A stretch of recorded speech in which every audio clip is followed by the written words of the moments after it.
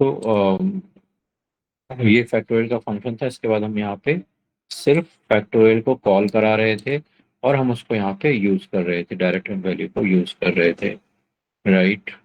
यहाँ पे सिर्फ हमने कॉल कराया और कुछ नहीं किया है। और इसी तरह से हमने इसको यहाँ पे इसको रिटर्न फंक्शन के साथ में भी फिर से बनाया था इस फंक्शन को, कि आप यहाँ पे वैल्यू रिटर्न करके यहाँ पे इसको प्रिंट करा सकते हैं। और यहाँ पे एक हमने ऑटोमेटेड प्रोसेस बताया था कि जब तक यहाँ पे यूजर नो नहीं बोलेगा तब तक ये प्रोग्राम बार बार एग्जीक्यूट होता रहेगा। तो that's what was being scanned over here. And then list में देन एट्रीब्यूट्स क्या होते हैं और फंक्शंस क्या क्या होते हैं। तो हमने यहाँ पे अलग अलग फंक्शंस भी देखे थे कि कैसे हम इन्यूमरेट फंक्शन को यूज कर सकते हैं, फिर कैसे इवन नंबर ऑड नंबर वगैरह के फंक्शन बना के, और फिल्टर के थ्रू, और फिल्टर एंड मैप फंक्शन ये हम डाल सकते हैं। फिल्टर फंक्शन है, मैप फंक्शन है, ये हम डाल सकते हैं। तो ये देन इसके बाद रिड्यूस फंक्शन देखा था। तो ये 7 फंक्शन हमने ऐसे देखे थे जो हमें सिस्टम की तरफ से प्रोवाइड होते हैं। मीन्स हमें पाइथन खुद प्रोवाइड करता है ये फंक्शंस, जिसके थ्रू हम अपना जो फिल्टरिंग की प्रोसेस है या मैपिंग की प्रोसेस है, ये हम अप्लाई कर सकते हैं। नाउ अब यहाँ पे अम, अब इसके बाद आते हैं यूजर डिफाइंड फंक्शन। तो यूजर डिफाइंड फंक्शन, तो अभी तक जो हमने देखे थे वो फंक्शन थे जो पाइथन की तरफ से कहीं ना कहीं हमें दिए हुए हैं, राइट। अब इसके बाद आते हैं यूजर डिफाइंड।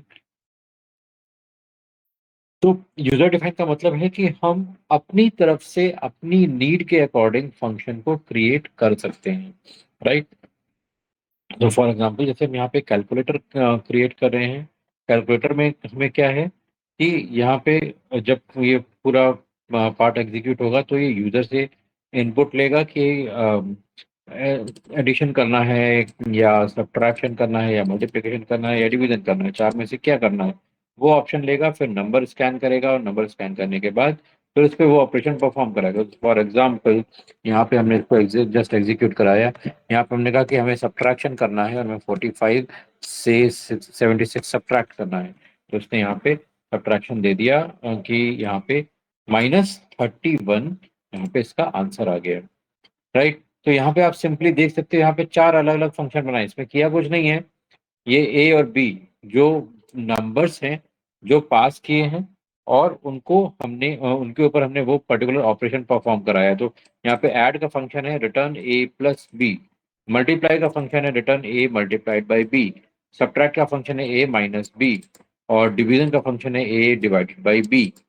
तो जो भी ऑपरेशन सेलेक्ट किया है उसके अकॉर्डिंग यहाँ पे ऑपरेशन अप्लाई हो जाएगा। तो इस तरह से आप भी अपनी तरफ से एक कैलकुलेटर बना सकते हैं, देख सकते हैं और प्रैक्टिस कर सकते हैं। ठीक है, इसके अलावा और भी बहुत सारे ऑपरेशंस होते हैं जो आप अपने नीड के अकॉर्डिंग कर सकते हो, बना सकते हो। जैसे यहाँ पे फैक्टोरियल फंक्शन हमें फाइंड आउट करना है, या हमें फाइंड आउट करना है कि कोई कोई भी पर्टिकुलर नंबर है वो क्या फॉर एग्जाम्पल वो आर्मस्ट्रॉन्ग नंबर है या नहीं है, राइट। तो वो भी चीज़ आप यहाँ पे कैलकुलेट कर सकते हो, आर्मस्ट्रॉन्ग नंबर को चेक करना। तो ये सारी चीज़ें वन बाय वन आप उठा सकते हो, देख सकते हो और आप कर सकते हो। देन इसके बाद आता है आर्ग्यूमेंट्स। बहुत इंपॉर्टेंट चीज़ होती है आर्ग्यूमेंट। तो आर्ग्यूमेंट बेसिकली क्या होता है कि जैसे जब अभी यहाँ पे आपने देखा कि हमने यहाँ पे यूजर से इनपुट लिया। इनपुट लेने के बाद उसने बताया कि हमें 4 में से क्या ऑपरेशन करना है। इसके बाद यहाँ पे एक पहला नंबर लिया, फिर दूसरा नंबर लिया। अब जब इस फंक्शन को कॉल किया गया तो ये नंबर यहाँ पे पास किए गए। यहाँ पे देख रहे हो ये ऐड फंक्शन कॉल किया गया है और ऐड फंक्शन में नम1 एंड नम2 पास किया गया है। अब ये नम1 और नम2 क्या है? ये नम1 और नम2 हमारे पास दो आर्ग्यूमेंट हैं। ये आर्ग्यूमेंट होते हैं जिनकी जिनके थ्रू हम कॉलिंग प्लेस से कॉलिंग फंक्शन को कम्युनिकेट करते हैं। तो यहाँ पे हम फंक्शन को कॉल कर रहे हैं लेकिन फंक्शन की डेफिनेशन कहाँ है? यहाँ पे है। ये फंक्शन की डेफिनेशन है, वहां पे हम सिर्फ इस फंक्शन को कॉल कर रहे हैं। तो वहां से नम1 और नम2 है वो यहाँ पे ए और बी में आके एक्सेप्ट हो रहे हैं। तो एक तरफ कम्युनिकेशन करने का ये रास्ता होता है जब आपको फंक्शन कॉलिंग से फंक्शन की डेफिनेशन में वैल्यू पास करनी होती है, तो हम इस तरह से यहाँ पे वैल्यू पास करते हैं। इसी तरह से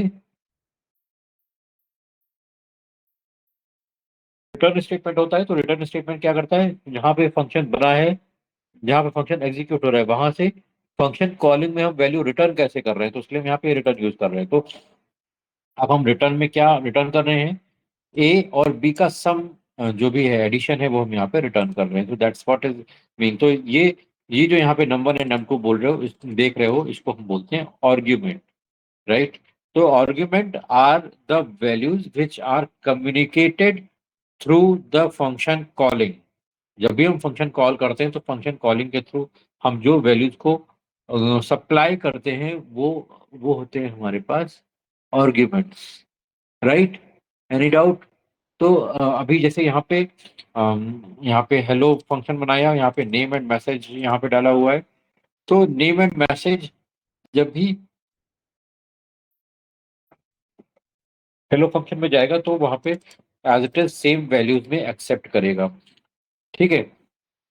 इसी तरह से डिफरेंट फॉर्म ऑफ आर्ग्यूमेंट्स होते हैं। तो यहाँ पे आपके पहले तो एक डिफॉल्ट आर्ग्यूमेंट होता है। तो डिफॉल्ट आर्ग्यूमेंट में क्या होता है कि जैसे यहाँ पे जब ये फंक्शन कॉल किया गया, तो ये वैल्यू सप्लाई की गई, यहाँ पे मैसेज के लिए ये वैल्यू सप्लाई की गई। यहाँ पे दो फंक्शन कॉल किए गए, नेम और मैसेज।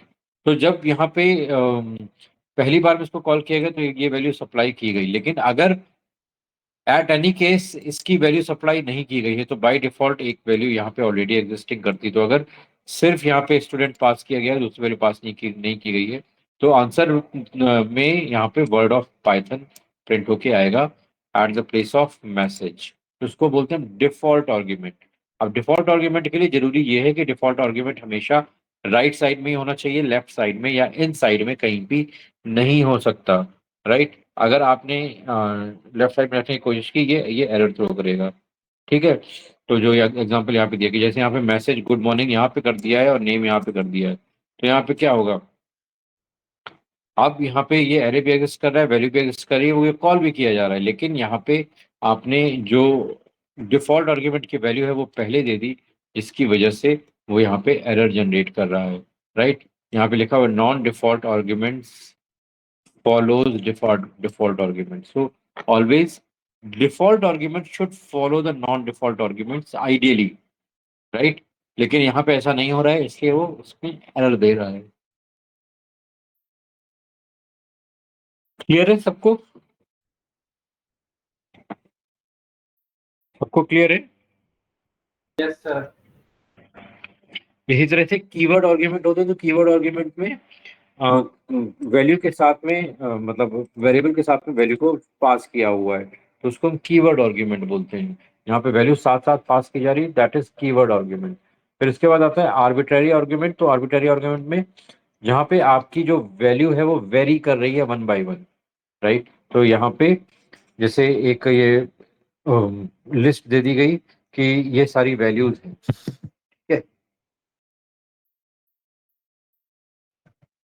अब यहाँ पे होना क्या है कि सबके लिए यही मैसेज प्रिंट होना है, सेम मैसेज प्रिंट होना है सबके लिए, राइट। लेकिन उसकी वैल्यू हर बार अलग होनी चाहिए। पहली बार में कुशल, फिर श्रीन, फिर रोशनी, फिर राकेश, विशाल, अंकित, ईशा, इस तरह से वैल्यू अलग अलग होनी चाहिए। तो हम यहाँ पे फॉर्मेट वैल्यू के थ्रू वो भी कर सकते हैं, जिससे हमें पता लग जाएगा कि हमारे पास वैल्यूज क्या क्या हैं। और सेम मैसेज, जैसे बहुत बार होता है ना कि आपको एक ही लेटर भेजना है, सब में कंटेंट सेम है, खाली नाम और एड्रेस अलग अलग हो जाएगा, तो वो चीज़ हम यहाँ पे इसके थ्रू कर सकते हैं। क्लियर है? अब इसके बाद एक बहुत इंपॉर्टेंट फंक्शन आता है, जिसको हम बोलते हैं रिकर्सिव फंक्शन। रिकर्सिव फंक्शन का मतलब होता है रिकर्शन। रिकर्शन मतलब जब एक फंक्शन अपने आप को ही कॉल करता है, राइट। अभी तक हम कहीं पे दूसरे फंक्शन को कहीं ना कहीं कॉल कर रहे थे, राइट। लेकिन रिकर्शन में फंक्शन अपने आप को ही कॉल कर रहा है। जब फंक्शन अपने आप को ही कॉल करता है, तो उसको हम बोलते हैं रिकर्शन, राइट। जो इसकी बुक वाली डेफिनेशन है, राइट। बुक वाली डेफिनेशन में क्या है कि पे simply when the function calls itself to these type of construct are termed as recursive function। एक ही प्रोसेस अपने आप को ही बार बार कॉल करना, ठीक है। तो फॉर एग्जांपल अब यहाँ पे देखो फैक्टोरियल का प्रोग्राम बनाया हुआ है, और फैक्टोरियल के प्रोग्राम में यहाँ पे इसी के अंदर फैक्टोरियल को फिर से कॉल किया हुआ है। So this is what is recursion, right. अब यहाँ पे आप देख सकते हो कि जब रिकर्शन लगाया गया तो कंपैरेटिवली जो प्रोग्राम की लेंथ है वो कंपैरेटिवली बहुत कम हो गई, राइट। तो रिकर्शन लगाने से प्रोग्राम की लेंथ कंपैरेटिवली कम होती है। हाँ, इसको समझना थोड़ा सा टिपिकल गेम होता है, ठीक है। तो अब इसको समझेंगे कैसे। कितने लोग कंप्यूटर साइंस बैकग्राउंड से हो? Raise your hand.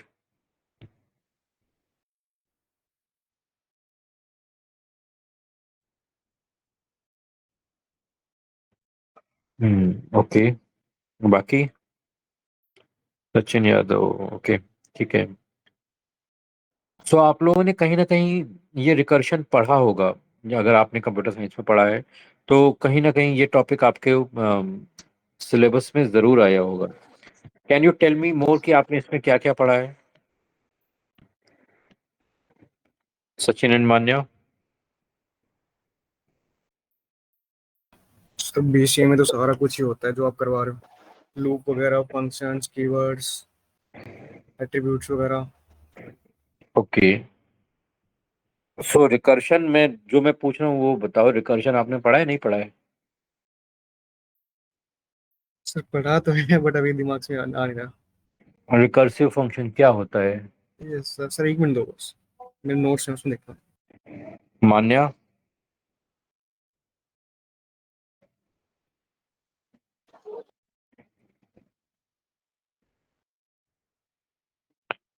Manya, are you there? Sir इसमें तो ये खुद को ही कॉल करता है ना, क्या होता है? इसमें खुद को ही कॉल करता है ये अपने आप को। हाँ, वो तो मैंने बताया ही कि फंक्शन कॉल्स इटसेल्फ, ये तो उसकी डेफिनेशन और ही है। इसमें एक अनरिकर्सिव भी होता है। अरे मैं रिकर्शन की बात कर रहा हूँ सचिन। सर अभी याद नहीं आ रहा, सही बताऊं तो। ओके, अगर मैं आपको कहूँ कि ये जो प्रोग्राम बना हुआ है फैक्टोरियल का रिकर्शन से, इसको एक्सप्लेन करके बताओ, बता सकते हो?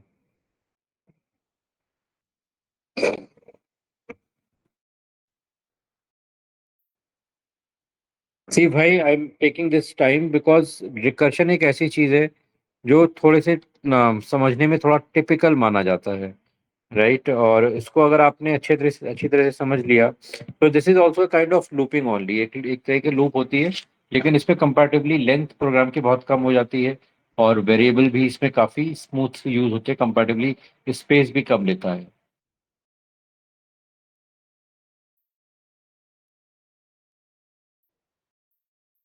Okay, I would not take much on this because I know this may be sometimes very typical to understand the real process of recursion. Since so many of you are not from the computer science background, तो मैं इसमें अभी आपको explain नहीं करूंगा कि actually recursion work कैसे करता है, otherwise it would take longer period of time, क्योंकि इसमें स्टैक बनती है, स्टैक के थ्रू फिर कैलकुलेशन होते हैं।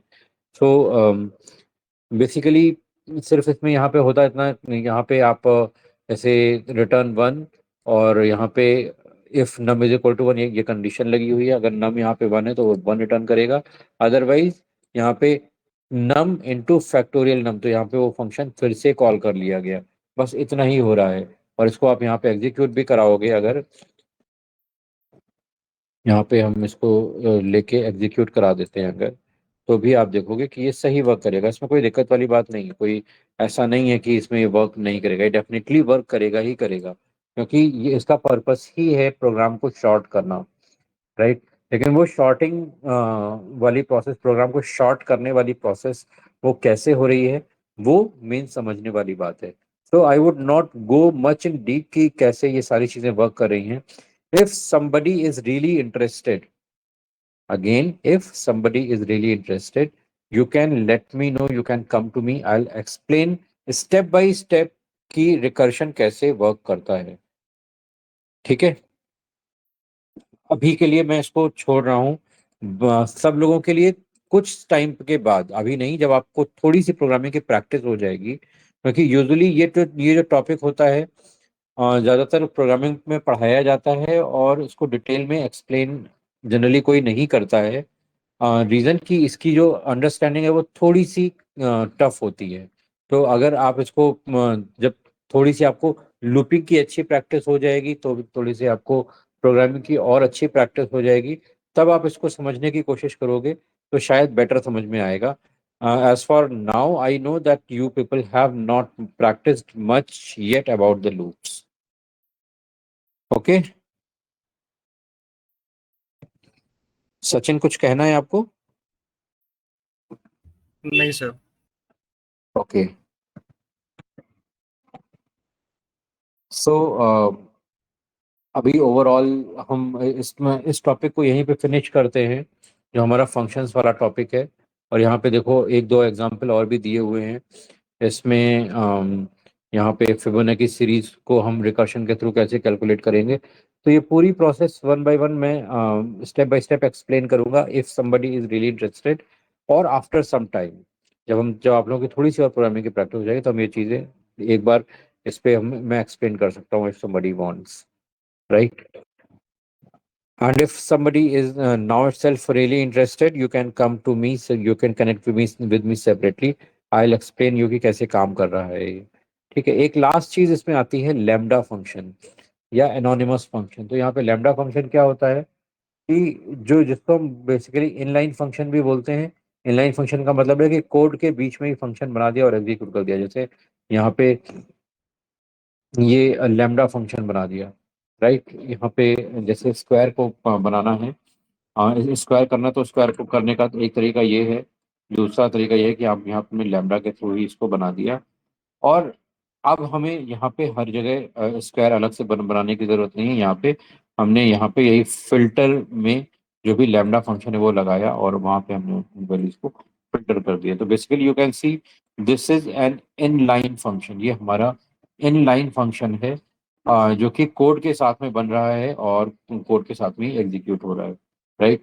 तो इसको आप फिल्टर के लिए भी यूज कर सकते हो, इसको मैथ के लिए भी यूज कर सकते हो, और इसको रेड्यूस के लिए भी यूज कर सकते हो, राइट? जहां जहां भी आपको एक सिंगल वैल्यू चेक करनी है, जहाँ पे एक से ज्यादा वैल्यू चेक करनी है और एल्स में वैल्यू है, तो वहां पे फिर आपको दूसरी चीजें सोचनी पड़ेंगी। बट जहाँ पे एक सिंगल सेट ऑफ ऑपरेशन है, तो आपको वहां पे आराम से लैम्डा फंक्शन को यूज कर सकते हो। ये क्लियर है सबको?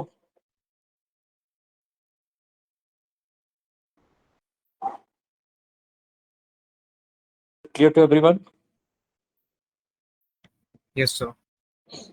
Okay, now the last part in the core Python is this module package file handling, exception handling and debugging, right? तो मॉड्यूल आपको पता है मॉड्यूल क्या होते हैं? जो भी module is some centre of a library और module of some code library, जो पहले से कहीं ना कहीं प्रोग्राम करके रखे गए हैं।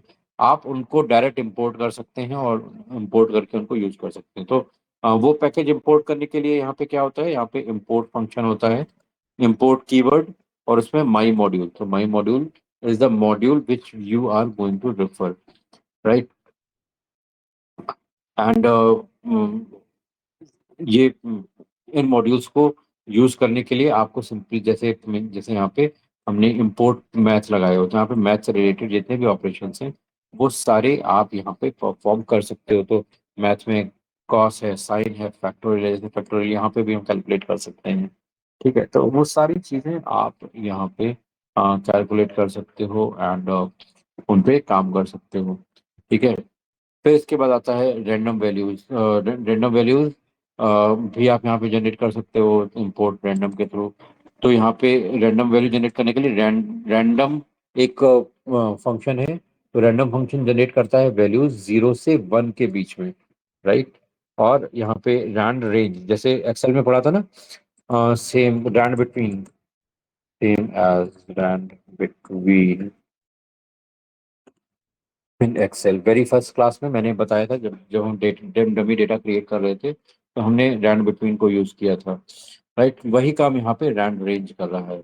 राइट। तो यहाँ पे रैंडम और रैंड रेंज, ये दोनों अलग अलग चीजें हैं। हम यहाँ से इनको जनरेट कर सकते हैं। इसको इन सारी चीज़ों को जनरेट करने के लिए हम यहाँ पे रैंडम को इम्पोर्ट इम्पोर्ट करेंगे। इसी तरह से आपको कोई एलियास जनरेट करना है तो यहाँ पे आप एलियास भी डाल सकते हैं। जैसे यहाँ पे हम सिर्फ रैंडम ले रहे हैं, यहाँ पे हम लिया रैंडम एज आर डी। और यहाँ पे हम जहाँ पे भी रैंडम फंक्शन को यूज करना है, रैंडम को के पैकेज को यूज करना है, वहाँ पे हम सिंपली आर डी को यूज कर सकते हैं और हमारा काम हो जाएगा।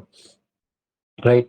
फ्रॉम इंपोर्ट स्टेटमेंट जैसे डेट टाइम में कुछ स्पेशल डेट डेट फाइल में कुछ स्पेशल फंक्शंस को यूज करना है, तो हमने यहाँ पे डेट टाइम जैसे हमें यूज करना है तो हमने यहाँ पे डेट टाइम को यूज कर लिया। तो डेट टाइम के अंडर में यहाँ पे टुडे है। देन आपको सारे सारे जितने नेम्स हैं वो इंपोर्ट करने, तो आप डायरेक्टरी फंक्शन को यूज कर सकते हो।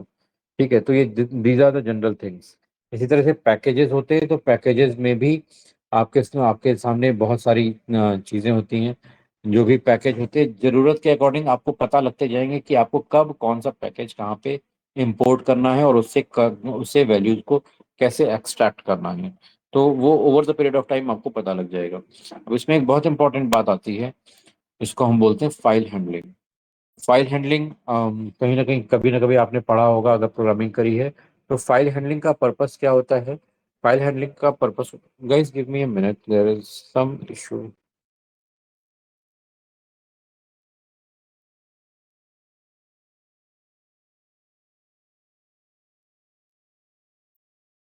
Okay, so now what we were discussing, file handling. हाँ, फाइल हैंडलिंग बेसिकली जब भी हमें कुछ भी डेटा एक्सेस करना होता है, हमें हमारे सिस्टम से कोई फाइल एक्सेस करनी होती है, तो हम वहाँ पे फाइल हैंडलिंग को यूज करते हैं। तो फाइल हैंडलिंग में हमारे पास मल्टीपल स्टेप्स होते हैं। जैसे जैसे हमारे पास है फाइल को सबसे पहले ओपन करना, फिर फाइल को एडिट मोड में लेके आना, रीड करना, राइट राइट करना, और फिर उसको क्लोज करना। हमारे पास मल्टीपल स्टेप्स होते हैं, तो उसको थोड़ा सा हम यहाँ पे समझ लेते हैं।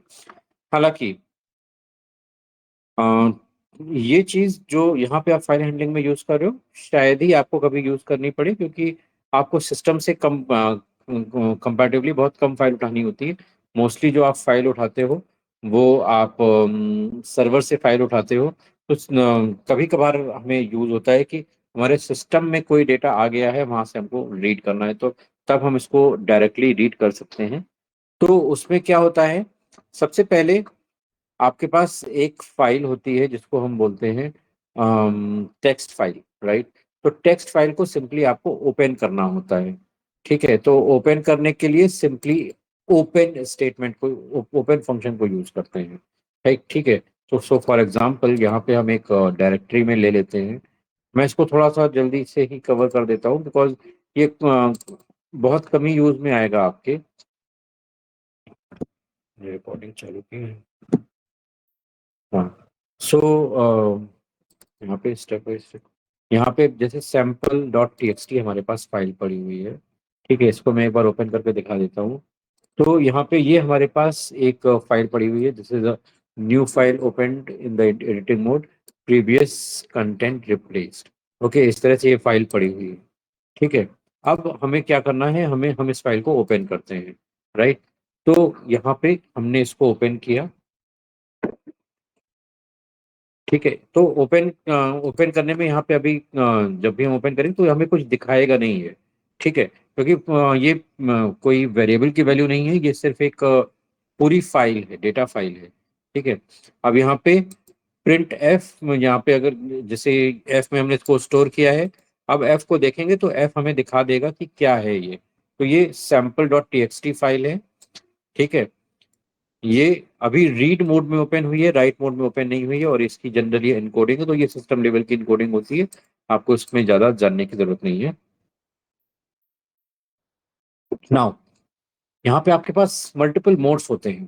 तो रीड मोड होता है, राइट मोड होता है, एग्जीक्यूट मोड होता है एक्सक्लूसिव क्रिएशन के लिए, देन अपेंड मोड होता है, आपको कुछ नया डेटा उसमें अपेंड करना है, देन टेक्स्ट मोड होता है, देन बाइनरी मोड होता है, और अपडेट मोड होता है। तो रीड और राइट दोनों के लिए ओपन करना होता है। राइट। तो ये हमारे फाइल के ओपनिंग के मोड होते हैं। तो इसके लिए यहाँ पे आप साथ में एक्स्ट्रा पैरामीटर डाल सकते हो, जैसे राइट मोड में ओपन करना है। अगर रीड मोड में ओपन करना है, सिंपली हमें कुछ भी देने की जरूरत नहीं है, फाइल हमारी रीड मोड में ओपन हो जाएगी। लेकिन अगर रीड मोड के अलावा कुछ करना है तो हमें देना पड़ेगा। तो जैसे हमें राइट मोड में ओपन करना है तो हमने यहाँ पे राइट मोड में ओपन किया, तो हमारी जो फाइल है वो अब यहाँ पे राइट मोड में ओपन होगी। यहाँ पे हम कोई भी डेटा हम यहाँ से लिख सकते हैं। ठीक है। तो यहाँ पे हमने इसको डाल सैम्पल डॉट टीएक्सटी। अच्छा, ये यहाँ पे already knew sample dot TXT करके कोई फाइल, यहाँ पे फाइल है नहीं। राइट, तो हम यहाँ पे एक फाइल बना लेते हैं। यहाँ पे डेस्कटॉप में गए, new sample, new sample and this is new sample txt file. This is for Python file handling. Okay, और हम इसको सेव कर लेते हैं। हमने इसको क्लोज कर लिया। अभी हम यहाँ पे गए और अब हमने यहाँ पे इसको ओपन किया, तो अभी देखो यार ये एरर नहीं आएगी अब, क्योंकि अभी फाइल एग्जिस्ट करे। अभी तक ये फाइल एग्जिस्ट नहीं कर रही थी, इस वजह से वो एरर आ रही। अब वो फाइल एग्जिस्ट करी, इसका मतलब यहाँ पे ओपन हो गई है। ठीक है। इसी तरह से यहाँ पे है हमारे पास एफ, यहाँ पे ओपन है, यहाँ output dot t x t है। Let me see output dot t x t exist कर रही है नहीं, ये भी एग्जिस्ट नहीं कर रही, तो ये हमें ये एग्जिस्ट कर रही है, ये है। राइट, अभी यहाँ पे ब्लैंक फाइल है, कुछ भी है नहीं इसमें। राइट, तो यहाँ पे यहाँ पे जब हम ओपन करेंगे तो ये भी ओपन हो जाएगी राइट मोड में। ठीक है। ये हुआ फाइल को ओपन करना। इसी तरह से फाइल को क्लोज करना भी उतना ही जरूरी है जितना आपको फाइल को ओपन करना जरूरी है। राइट, तो यहाँ पे आप new sample dot t x T F file को ओपन किया और सिंपली एफ डॉट क्लोज, तो मतलब हमने एफ के अंदर, एफ के साथ में जो भी फाइल हमने ओपन कर रखी है वो क्लोज भी हो जाएगी। ठीक है। देन यहाँ पे कभी कभी क्या होता है कि अगर आपकी फाइल ओपन नहीं है और आपने उसको डायरेक्ट क्लोज कर दिया है, तो कभी कभी कुछ एरर आ सकती है। तो एरर ना आए उसके लिए हम यहाँ पे ट्राई एंड फाइनली ब्लॉक को डाल देते हैं। जिससे क्या होगा कि अगर फाइल ओपन है तब तो वो क्लोज करेगा ही करेगा, अगर फाइल नहीं ओपन की है तो फिर वो वहाँ पे कोई एक्सेप्शन जनरेट नहीं करेगा। राइट, तो इसलिए हम यहाँ पे इसको इसको यूज करते हैं। ठीक है। इसके बाद आता है कि अगर हमें अब यहाँ पे जो नया डेटा है, जो जो फाइल है उसमें हमें कुछ लिखना है, तो हम कैसे लिखेंगे। राइट, तो फाइल में कुछ भी नया लिखने के लिए हमें पहले तो फाइल को हमें राइट मोड में ओपन करना पड़ेगा। तो हमने यहाँ पे ओपन किया new sample dot t x T, उसको हमने राइट मोड में ओपन किया। राइट, अब हम यहाँ पे कुछ लिखते हैं। देखते हैं, देखो new sample T x T में अभी हमारे पास क्या है, new sample, new sample T x T. Right, अभी यहाँ पे कुछ भी नहीं है। राइट, यहाँ पे मैं डाल देता हूँ, we are working on Python data file. This is a new sample file for testing. Okay, हमने यहाँ पे डाल दिया, इसको हम इसको क्लोज कर देते हैं। अभी जब हम यहाँ पे गए, अब हमने इसको ओपन किया। ओपन करने के बाद जब हम यहाँ पे राइट करेंगे तो क्या होगा कि ये जो हम राइट करने पे जो भी कंटेंट हम यहाँ पे लेके आएंगे, वो content as it is replace हो जाएगा। राइट, तो यहाँ पे सपोज हमने यहाँ पे डाल दिया कि this is files new new content to be placed into the data file. हमने यहाँ पे इस तरह से दे दिया, यहाँ पे हमने दे दिया और इसको हमने यहाँ पे क्लोज कर दिया। ठीक है, यहाँ पे हमने इसको क्लोज कर दिया। यहाँ पे एक लाइन हमें ऐसे लिखनी है, दूसरी लाइन हमें ऐसे देनी है कि now this is going to replace the the existing content inside the file. ठीक है, और हम इसको यहाँ पे एग्जीक्यूट कराते हैं। एग्जीक्यूट कराने पे क्या हुआ, अब जब आप यहाँ पे इस फाइल को ओपन करके देखोगे तो यहाँ पे आप देख सकते हो कि यहाँ पे इसने जो भी हमने पहले कंटेंट लिखा था वो कंटेंट यहाँ पे इसने रिप्लेस कर दिया। राइट, रिप्लेस कर दिया। और अभी देखो यहाँ पे हमने दो पार्ट में इसको लिखा हुआ था। अगर आप यहाँ पे देखोगे, हमने हमने इसको दो पार्ट में लिखा था, लेकिन इसने यहाँ पे जो हमारा आउटपुट है इसमें इसने इसको एक ही लाइन में कर दिया। राइट, सो अब हमें अगर इसको दो पार्ट में चाहिए तो हमने यहाँ पे लगा दिया /n। तो /n करने पे हमने इसको रन कराया, तो जो हमारा आगे का कंटेंट है देखो नेक्स्ट लाइन में आ गया। ठीक है, अभी हमें अगर दो तीन लाइन और आगे चाहिए तो हम यहाँ पे दो तीन /n लगा दिए, तो यहाँ पे अभी चार लाइन के नीचे आ जाएगा। ठीक है, हमने इसको एग्जीक्यूट कराया, आप देखो यहाँ पे चार लाइन नीचे आ गया। ठीक है, तो इस तरह से आप यहाँ पे चीजें एडिट कर सकते हो, कोई भी कंटेंट रिप्लेस करना हो कोड के थ्रू तो वो यहाँ पे आप कर सकते हो। Is it clear?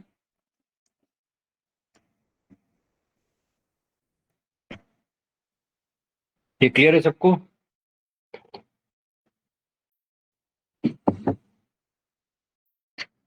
इसी तरह से यहाँ पे हमारे पास दूसरी फाइल्स हैं। अब आपको एग्जिस्टिंग फाइल को रीड करना है तो रीड करने के लिए भी यहाँ पे आप जैसे हमने यहाँ पे न्यू सैंपल फाइल है, इसको हमने रीड मोड में ओपन किया। अब यहाँ पे ये करने के बाद एक क्लोज भी करना है। अगर हम क्लोज नहीं करेंगे तो ये फिर प्रॉब्लम हो जाएगी। मान लो हम ये यहाँ पे हटा देते हैं, ये हमने यहाँ पे हटा दिया और यहाँ पे हमने यहाँ पे डाला, इसको एग्जीक्यूट कराया। ठीक है, तो यहाँ पे देखो इसने 78 दिया, तो 78 यहाँ पे क्यों दिया, क्योंकि अभी यहाँ पे जितने हमने करेक्टर राइट किए हैं वो नंबर ऑफ करेक्टर यहाँ पे रिटर्न कर रहे हैं। ठीक है, जब यहाँ पे क्लोज लगा हुआ था मतलब वो उसको रिप्लेस नहीं करा था। अभी देखो यहाँ पे हमारा जो कंटेंट है वो रिप्लेस हो गया, लेकिन यहाँ पे दिख नहीं रहा है। क्यों? क्योंकि अभी हमारी फाइल यहाँ पे क्लोज नहीं हुई है। तो जैसे ही हम यहाँ पे फाइल क्लोज करेंगे, राइट, देखो फाइल क्लोज करने पे यहाँ पे डेटा आ गया। अंडरस्टूड? तो जब तक आप फाइल को यहाँ पे क्लोज नहीं करेंगे तब तक वो डेटा वहां पे दिखाई नहीं देगा। आप आपने यहाँ पे कुछ भी चेंज किया, ये हमने चेंज किया था, मान लो अभी हम यहाँ पे एक तीसरी लाइन डाल देते हैं, यहाँ पे हम एक तीसरी लाइन डाल देते हैं।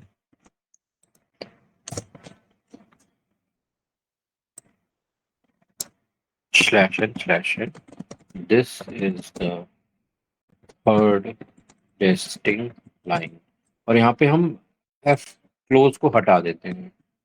ठीक है, हमने इसको यहाँ पे हटा दिया और हमने इसको एग्जीक्यूट कराया।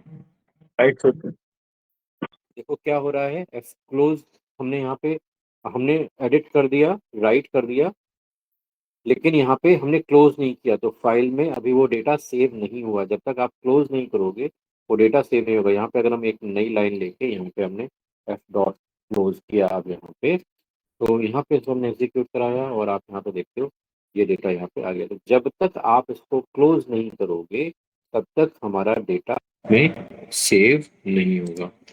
Is it clear? Understood everyone?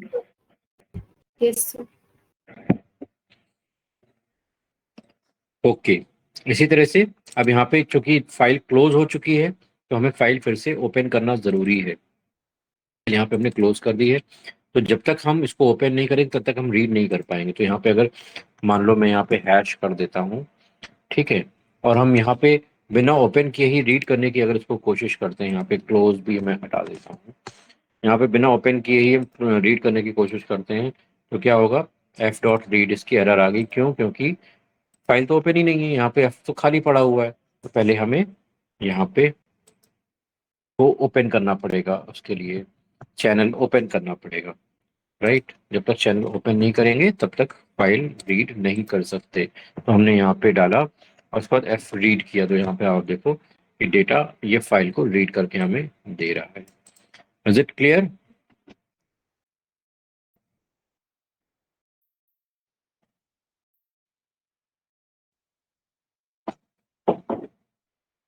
Clear है सबको?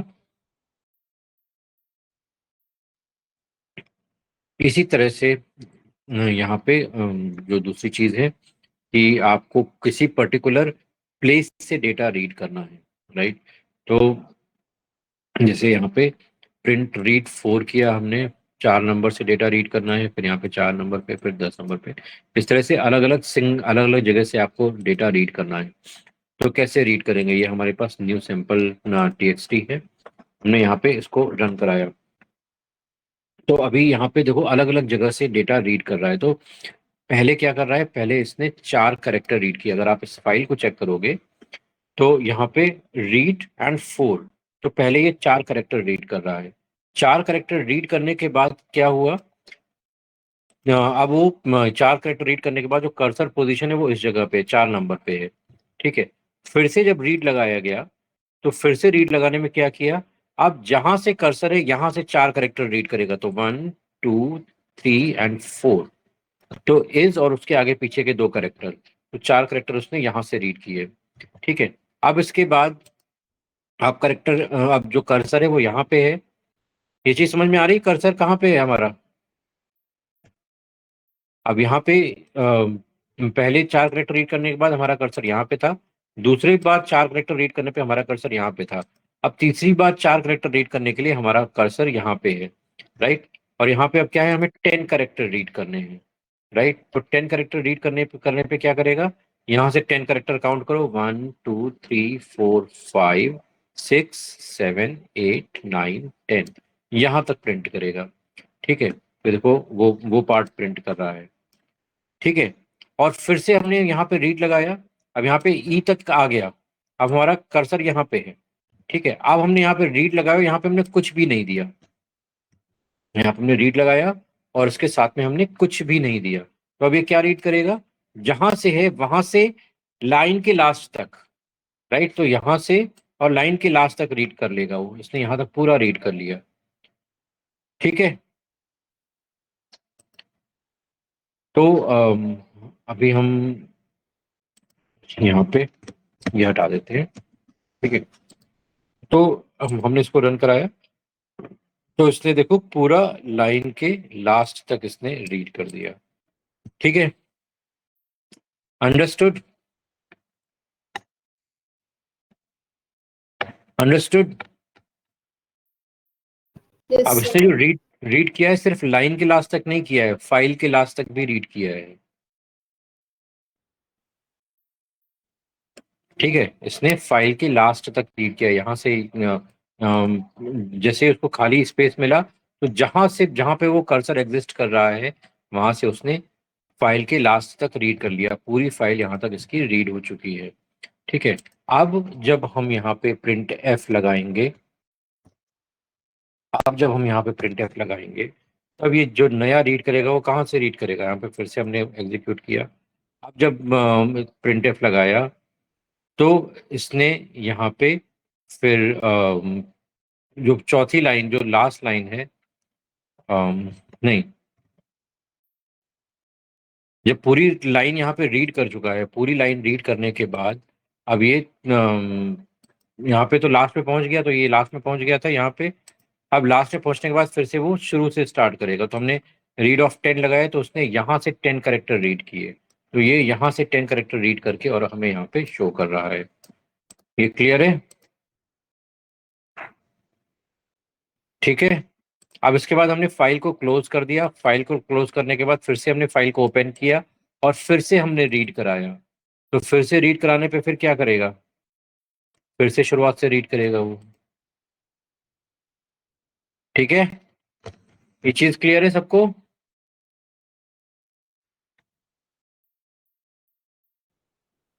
क्लियर है?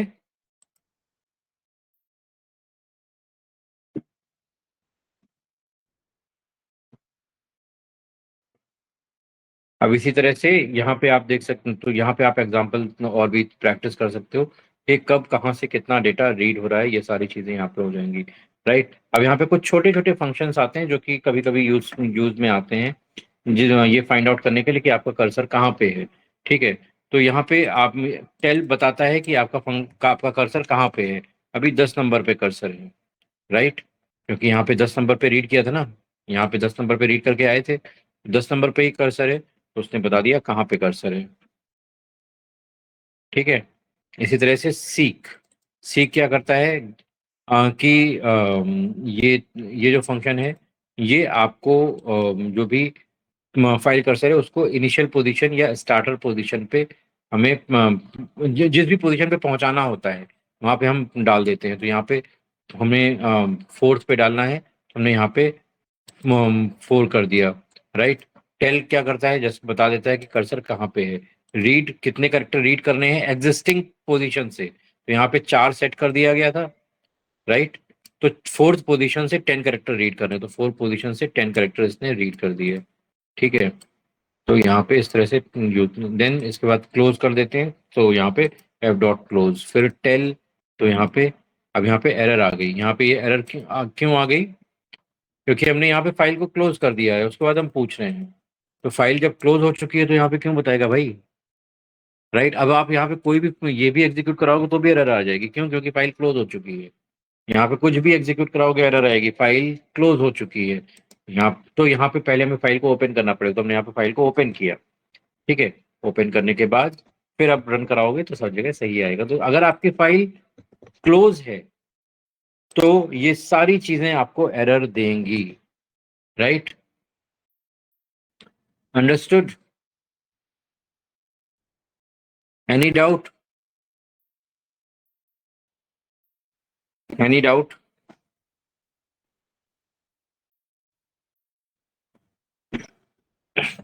ओके, तो ये सारी चीजें उसी से रिलेटेड है, आप यहाँ पे डाल सकते हो। इसके बाद एक रीड लाइन आता है, तो रीड लाइन मेथड यूज होता है जब कोई भी आपको इंडिविजुअल लाइन रीड करनी है। तो हमने यहाँ पे फाइल को ओपन किया और एक लाइन रीड करनी है, तो हमने यहाँ यहाँ पे रीड लाइन डाल दिया। अभी यहाँ पे पहले हमें उसको 0 पे लेके जाना पड़ेगा, एफ डॉट सीक, और इसको हम 0, हम फर्स्ट पोजीशन पे लेके गए। राइट, और हम यहाँ से रीड कराते हैं। अच्छा, ये output dot t x T, output dot t x T कहाँ पे है हमारी, output dot t x T, इसमें कुछ है, यहाँ पे कुछ भी नहीं है, तो वहाँ पे इसलिए ब्लैंक आ रहा है। राइट, यहाँ पे हमने 2-3 लाइन दे देते हैं, तो this is my output file, this is for the Python initial work. Right, और हम इसको क्लोज कर देते हैं। ठीक है, हमने क्लोज किया और यहाँ पे हम गए। हाँ, अब यहाँ पे अभी सीख की जरूरत नहीं है हमें। ठीक है, और हमने यहाँ पे रीड लाइन पे किया, तो इसने पूरी पहली लाइन जो है वो हमें यहाँ पे शो कर दी। ठीक है, जो जो भी पहली लाइन में हमारा डेटा था। ठीक है, अब यहाँ पे दोबारा हम रीड लाइन करेंगे तो यहाँ पे एन शो करेगा, क्योंकि आगे जो नेक्स्ट लाइन है यहाँ पे देखोगे तो नेक्स्ट लाइन में यहाँ पे ब्लैंक है। फिर से हम अगर रीड लाइन करते हैं, ठीक है, फिर से हम जब रीड लाइन करेंगे तो नेक्स्ट लाइन पे आ जाएगा, तो जहां से होगा वहां से ये एक पूरी लाइन रीड करेगा। ठीक है, ये सारी चीजें समझ में आ रही हैं, छोटी छोटी चीजें हैं। ठीक है, अब इसी तरह से यहाँ पे हमने फिर से फाइल को ओपन किया और यहाँ पे हम 0 पोजीशन पे लेके आ गए। अब जब हम 0 पोजीशन पे लेके आ गए, अब फिर उसके बाद हमने यहाँ पे रीड लाइन किया, तो यहाँ पे क्या हो गया, इसने सारी जितना भी डेटा है वो पूरा रीड कर दिया। ठीक है, तो अलग अलग तरीके से चीजें हैं जो आप यहाँ पे वर्क कर सकते हैं। ठीक है, किसी भी फाइल को रीनेम करने के लिए, जैसे यहाँ पे हमारी जो न्यू सैंपल है इसको नया सैंपल हमने कर दिया। राइट, तो ये भी आप कर सकते हो। उसके लिए आप यहाँ पे इंपोर्ट ओएस डालना पड़ेगा, क्योंकि यहाँ पे आप ऑपरेटिंग सिस्टम लेवल के ऑपरेशन कर रहे हो, तो हमें यहाँ पे इंपोर्ट करना पड़ेगा। तो हमने यहाँ पे इंपोर्ट पे डाल दिया, तो ये इंपोर्टिंग लेवल पे ऑपरेशन हो गया। तो अभी यहाँ पे आपकी जो न्यू सैंपल वाली फाइल है वो नया सैंपल बन गई होगी। तो नया सैंपल कहाँ है, ये देखो नया सैंपल बन के आ गई। ठीक है, ये नया सैंपल की फाइल हमारे पास एग्जिस्ट कर रही है। देखो ये न्यू सैंपल हमारी खुली हुई थी, इसका नाम हमने चेंज कर दिया, नया सैंपल बना दिया, तो यहाँ पे एरर आ गई। क्यों, क्योंकि वो जो फाइल है आपकी हट चुकी है। ठीक है, देन यहाँ पे आप जैसे कोई ऐसी फाइल को ओपन करने की कोशिश कर रहे हो जो एग्जिस्ट नहीं कर रही है, तो यहाँ पे वो एरर दे देगा। ठीक है, आपको कोई भी फाइल रिमूव करनी है तो आप यहाँ पे os.remove यूज कर सकते हो। ठीक है, ये सारी चीजें समझ में आ गई। इसी तरह से आप कौन सी करंट वर्किंग डायरेक्टरी में आप यूज कर रहे हो, कौन सी करंट वर्किंग डायरेक्टरी में आप काम कर रहे हो, वो आपको फाइंड आउट करना है तो गेट CWD आप यूज कर सकते हो। तो यहाँ पे जो मेरी वर्किंग डायरेक्टरी है क्या है, यहाँ पे D drive Python class material step by step है। राइट, तो हमने दिया तो वो उसी वर्किंग डायरेक्टरी में आ गया। राइट, क्योंकि हमारा जो ये एरिया है वो इसी में खुला हुआ है। ठीक है, आप जैसे मान लो अगर मैं यहाँ पे चला जाता हूँ, मैं यहाँ पे इस फोल्डर को ओपन करता हूँ। ठीक है, अब मैंने यहाँ पे एक नई फाइल बनाई और यहाँ पे मैंने डाला get import os and get CWD। Right, तो यहाँ पे इसके अकॉर्डिंग दिखाएगा, यहाँ पे डी ड्राइव पाइथन में ये इस बैच के अंदर है। तो जहां भी जिस भी सीक्वेंस से या जिस भी लोकेशन से आपने ये फाइल ओपन करी है, जो पर्टिकुलर फाइल आप यूज कर रहे हो, तो वो लोकेशन यहाँ पे शो करेगा। राइट, आपको किसी और डायरेक्टरी में जाना है तो आप यहाँ पे कोई दूसरी डायरेक्टरी में जा सकते हो। राइट, तो उसके लिए CHDIR होता है। राइट, देन गेट CWD यहाँ पे जा सकते हो, देख सकते हो कहीं भी आपको किसी फाइल में क्या क्या चीज़ें एग्जिस्ट कर रही हैं, क्या क्या डेटा एग्जिस्ट कर रहा है वो देखना है, तो वो भी यहाँ पे लिस्ट DIR करके यूज यूज कर सकते हो। कभी मोस्टली ये चीज़ें जब ऑटोमेशन हम करते हैं तो इन छोटे छोटे कमांड्स की ज़रूरत पड़ती है, जब आपको एक जगह से दूसरी जगह डेटा उठाना होता है, कॉपी करना होता है दूसरी जगह पे, कोड के थ्रू ही ऑटोमेटिकली, कोड के थ्रू ही ऑटोमेटिकली आपको डेटा एक जगह से दूसरी जगह पे कॉपी करना होता है, पेस्ट करना होता है, उठाना होता है, फाइल लेके आनी होती है, डेटा अपलोड करना होता है ऑटोमेटिकली। तो ये सारी चीजें बहुत यूज में आती हैं। तो छोटे छोटे कमांड्स हैं और इनको जब जब चाहो आप यहाँ पे यूज कर सकते हो। ठीक है, कोई नई डायरेक्टरी बनानी है तो यहाँ पे MKDIR यूज कर सकते हो। तो ये छोटी छोटी चीजें हैं, आप यहाँ पे यूज कर सकते हो और अपना काम यहाँ पे ऑटोमेशन पे डाल सकते हो। Is this clear to everyone? Clear for everyone?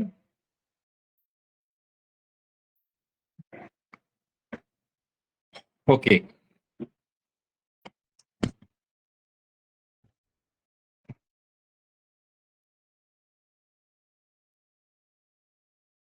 इसके बाद आता है एक्सेप्शन हैंडलिंग। तो एक्सेप्शन हैंडलिंग भी एक बहुत इम्पॉर्टेंट चीज होती है, इसको समझना। तो एक्सेप्शन हैंडलिंग बेसिकली क्या होती है कि जब भी एरर आने वाली है तो एरर आने से पहले उसको प्रिडिक्ट करके पहले से ही उसको हैंडल करना is what exception handling. Right, तो इसमें किस तरह की पॉसिबिलिटीज होती हैं। मोस्टली क्या होता है कि जैसे मान लो कहीं पे हमने कैलकुलेशन किया है और जो न्यूमरेटर है और डिनोमिनेटर है वहाँ पे कहीं पे यूज हो रहा है, डिवीजन हो रहा है, तो डिनोमिनेटर में अगर कहीं से जीरो आ गया तो क्या होगा, हमारा जो वैल्यू है इनफाइनाइट हो जाएगी और हमारे कोड में प्रॉब्लम आ जाएगी। राइट, तो ऐसा ना हो उसके लिए हम पहले से ही एक्सेप्शन बिल्ड करेंगे और एक्सेप्शन बिल्ड करके और उसको फाइंड आउट करेंगे। तो इस प्रोसेस को हम बोलते हैं एक्सेप्शन हैंडलिंग। तो एक्सेप्शन हैंडलिंग में बेसिकली सिंपल यहाँ पे हम कुछ चीजें करते हैं, जैसे ट्राई एंड कैच का हम इवेंट लगाते हैं, ट्राई एंड एक्सेप्ट। राइट, तो यहाँ पे जैसे यहाँ पे डिवाइड हो रहा है वन डिवाइड, यहाँ पे one divided by integer element. अब यहाँ पे जो एलिमेंट लिया जा रहा है वो यूजर से लिया जा रहा है।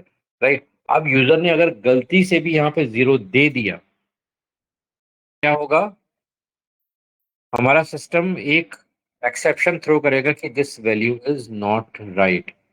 राइट, अगर सही वैल्यू आई तब तो वो वैल्यू कैलकुलेट करेगा। तो फॉर एग्जाम्पल हम यहाँ पे एग्जीक्यूट कराते हैं।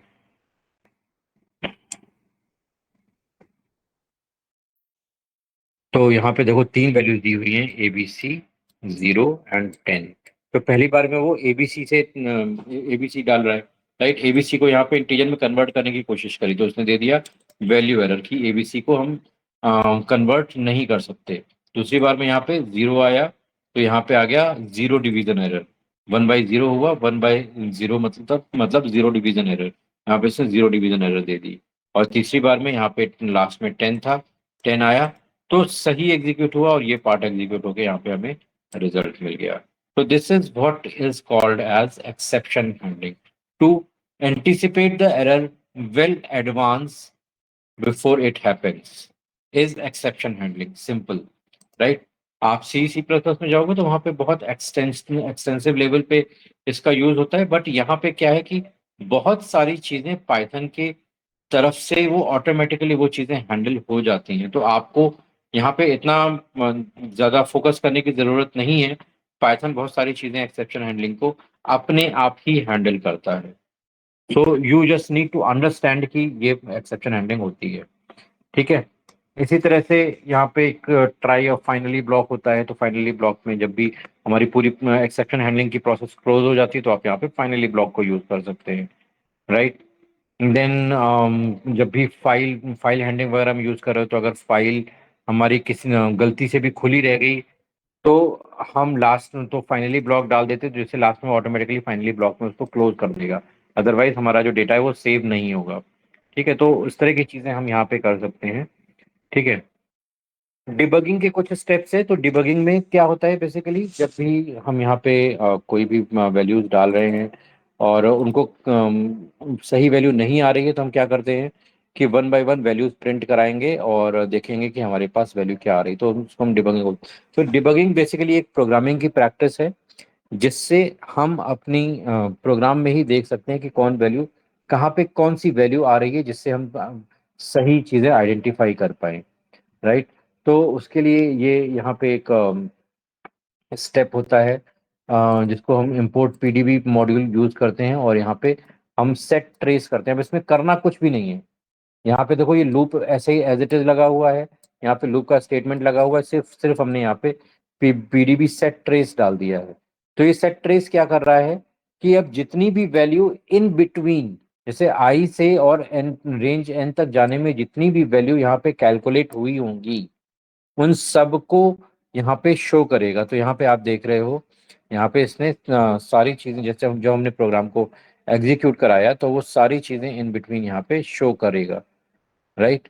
तो इसमें ज्यादा कुछ आपको करना नहीं है। जब भी जैसे जैसे आप करते जाओगे, तो आपको इसकी अंडरस्टैंडिंग अपने आप आ जाएगी कि आप कब कौन सी चीज कहाँ पे कैसे यूज करते हैं, राइट।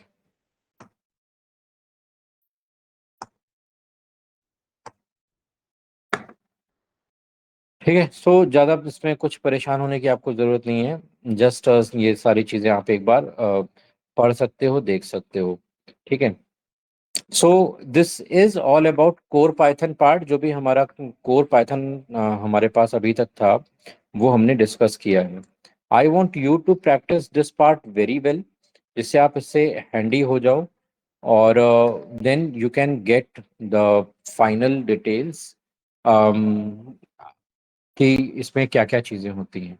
जो कोर वाला पाइथन है वो हमने कवर कर लिया है। अब हम नेक्स्ट कवर करेंगे इसमें पैकेजेस से स्टार्ट करेंगे, जिसमें आपका मेन आता है नमपाई एंड pandas का पैकेज, जो सबसे एक्सटेंसिवली यूज होता है being a data analyst, right. हम उसको यूज करेंगे और उस पर वर्क स्टार्ट करेंगे। But before that I want you to practise this part very well. इस पे कॉन्फिडेंस ले लो और अच्छे से प्रैक्टिस करो, ओके।